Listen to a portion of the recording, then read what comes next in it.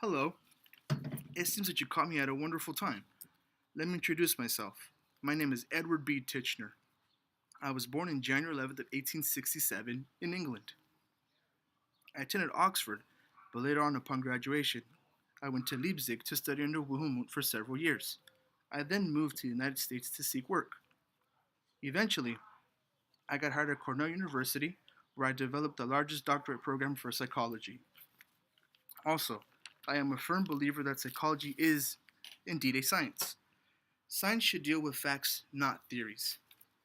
I am known for creating my own version of psychology, and it's called structuralism. But enough about me. You came here to see me about my idea on structuralism. Let us begin with an example. If I were to place an apple on the table, would you know it was an apple? I'm pretty sure you and I would both agree that it was an apple. What if I cut a wedge and make you eat it? Well, of course you would know it was an apple due to its smell and taste. Lastly, what if I told you to close your eyes and I placed the apple in your hand? Of course you would know it was an apple because of its shape, texture, and smell. With structuralism, we take thoughts and break them down to their basic components. When we use the example of the apple, we put together memories of sensation from our past experience, which then comes to immediate experience. With this, I concluded that there are 40,000 sensations that can compromise thought with vision and hearing. I always say that I'm concerned with the is, and I leave the is for to others. Another tool that I use with structuralism is introspection. Introspection is the examination of one's own conscious thoughts and feelings. I would have trained observers see different objects or events and ask them to describe the mental processes they experienced.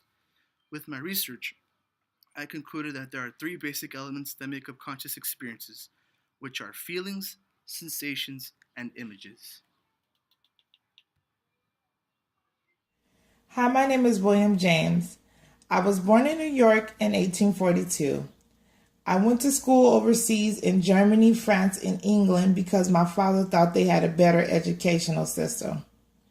I wanted to become an artist, but my father wasn't having it, so I came back to the United States where I studied medicine at Harvard University.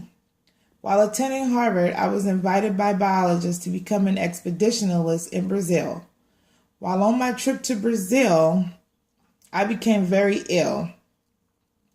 So I went back to Germany for my health, and that's where I discovered Germans and Wandt's psychology and philosophy. That is also where I study functionalism. Functionalism is how things work. For example, mousetrap function is to catch mice. Keys are used to unlock things, and a car function is to transport. After studying functionalism, I returned back to the United States to finish my medical degree at Harvard. Still very ill and thinking about Darwinism, I began to feel that things were not in my control and became very depressed. It wasn't until after reading an essay on free will I snapped from my depression. I discovered that free will is an example of pragmatism.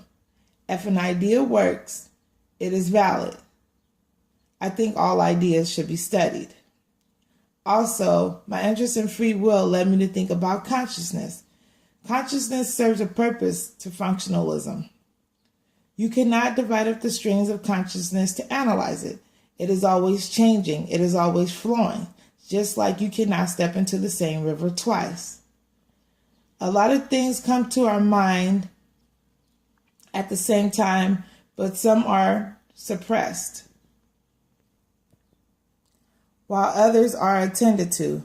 Consciousness serves a purpose of functionalism. Consciousness is a product of our behavior.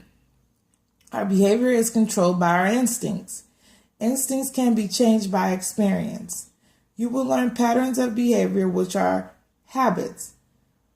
When it comes to habits, we have to grow against the ones that are useless. To break bad habits, we must learn good ones. Once a new habit is practiced, don't practice the opposite. Once you do better, you will build a better self-esteem, which is a ratio of good things attended to and achieved. For example, changing your diet from a bad eating habit to healthy eating habits will make you feel better as well as think better.